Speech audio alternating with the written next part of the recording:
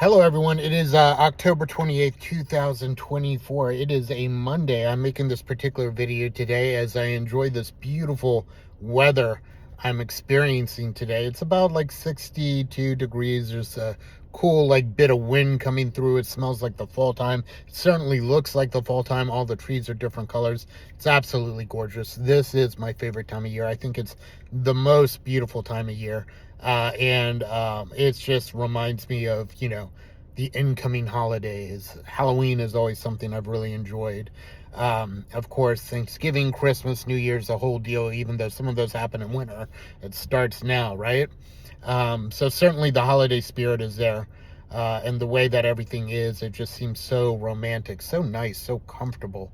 I always see like pictures that my friends take with their family, during the fall time. Everyone has their fall weather gear on and everyone looks so happy. I typically am a happy person as well, but while I used to love this time of year, some of me is actually a little triggered by it, I guess I should say. And I really hate using that word, but it's the darn truth. So I'm going to use that word. For me, fall, 2019 is when my father was diagnosed with a terminal cancer.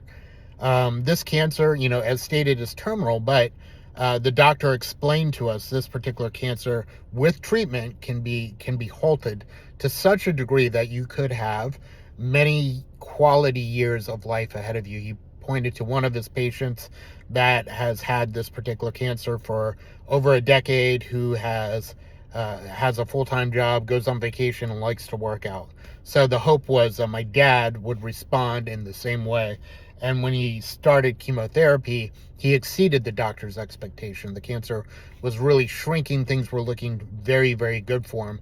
However, unfortunately, he got sepsis, a blood infection, which you are supposed to recover from. It's very, very scary. However, he could not recover it because he had cirrhosis of the liver, which we were unaware of. And with that came the announcement about 2 weeks before Christmas that he had 2 weeks to live. And sure enough, on Christmas Eve, I got a call around 2 a.m. And I knew what it was. I knew my dad had passed away. My mom didn't even need to tell me, but he sure enough did. I was shocked. I was sad. I couldn't believe it, even though we were told that the hope was, at least according to my dad, that he would get better. He was saying, I'm going to return to work.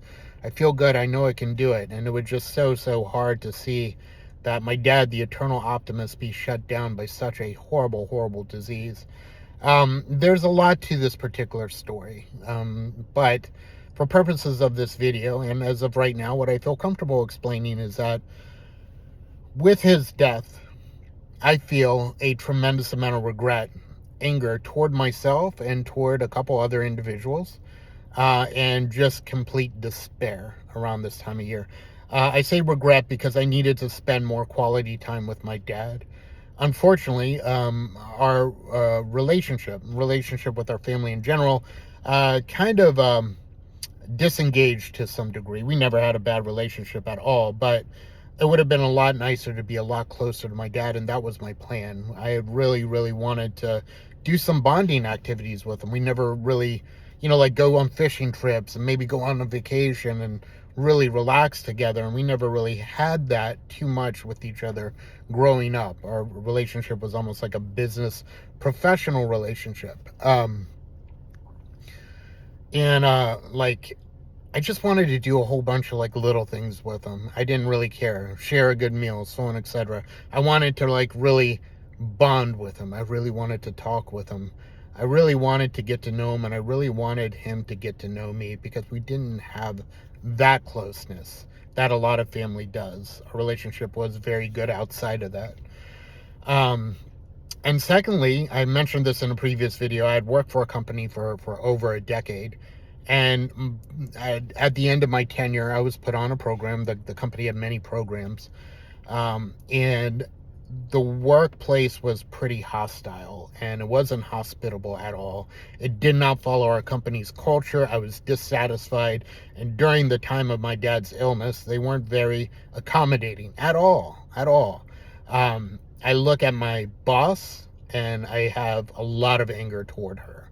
I think she was incompetent inept and really shouldn't have had that position. I think maybe she had some kind of like mental issue, like maybe she was um I don't know. I didn't really get much empathy from her, but part of me suspects that she had difficulty processing that. So maybe she was like some kind of like neurodivergent or something like that. I'm not quite sure, but um, I really didn't appreciate her, and I still don't appreciate her. Um, and that kind of really like ruined a lot of things for me. Um, and when he passed, in retrospect, I look at it and I should have just went to my job and been like, hey, you know what? Family's far more important than this particular job will ever be. I'm making money for people. So take this job and shove it. And a lot of people need to do that. I've come to realize now, being unemployed, you are not your job. You shouldn't be your job. Not to quote from Fight Club or anything like that, but if that is like part of your sincere makeup as an individual, as a human being, I feel sorry for you. I'm 47 years old right now, and most people my age are very entrenched and reliant upon their careers for pretty much everything, and they will go so down low that they will throw people under the bus just to make themselves look better. And I've worked with plenty of people like this, and I feel sorry for them. Soulless individuals. And you know what? I remember a number of them used to be very religious too. It's almost like, hey, I can treat people in a particular way as long as they take care of me and my fam. I always get like an excuse. I have a get out of jail free card because Jesus. Anyway, not an anti-religious rant at all. I have plenty of friends that have many religions that are extremely kind-hearted, but that's kind of like what I'm noticing. The higher I get up in corporate ladders, it seems for me, at least the last few jobs, I will get the job, I will get promoted rather quickly, and things, I just get disillusioned, jaded, and I really just end up not liking it, unfortunately, and puts a bad taste in my mouth. I really, really wish I had business sense to open my own business. Anyway, the point of this video, I miss my dad. I miss him so much.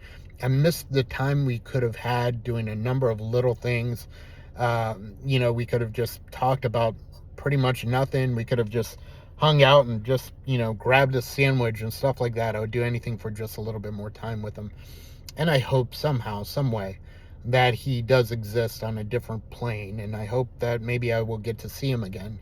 But that's always been a blind spot of my brain. I don't understand how that works, and I think maybe having some experience in the medical field and seeing people's mind degrade with certain conditions, that really gets difficult to understand, because a lot of your consciousness, a lot of your inner being is yourself. And secondly, I see a lot of horrible people, and I think during the course of like my addiction and where you're extremely vulnerable, and you'll see people, do everything from take advantage of you to humiliate you just because they can, to like my workplace. I was bullied tremendously as a young man. I remember going to teachers, and this was like a Gen X time where bullying wasn't really met up with like administratively. Like, there weren't campaigns that were saying bullying was bad. It was more or less like the idea was, well, if they're gonna like try to beat you up, you got to fight back to get that respect. And there's a time and place for everything, but I know for myself, with my anxiety level, if I would have gotten beaten up, I would have been like mentally in a horrible place, beaten up in front of people.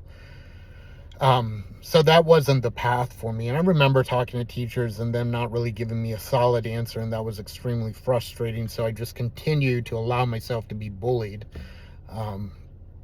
until I kind of hit puberty.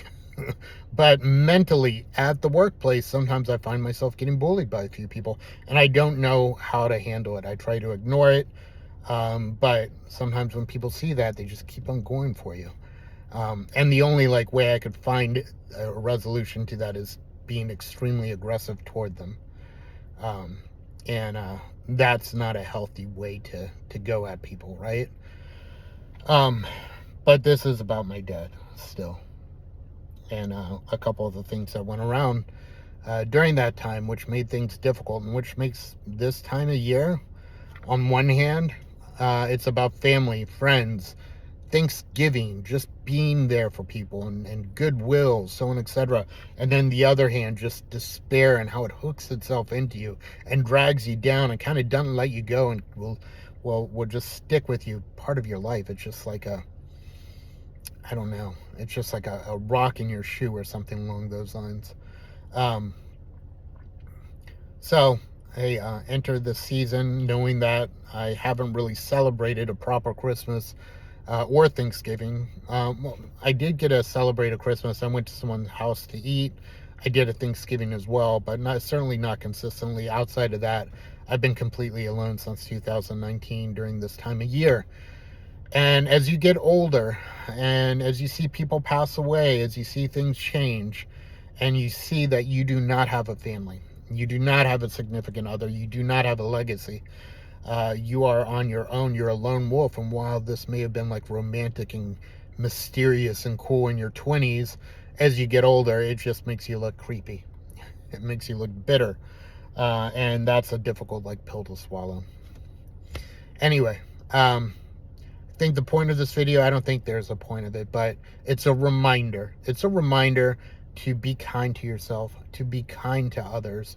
And when you do have interactions with people, make sure you listen, right? Make sure you talk to them. Instead of just waiting to be heard, just listen to them. Just relax. And remember, life is very transient. So with that, here's to a better tomorrow for you and me. Thank you so much.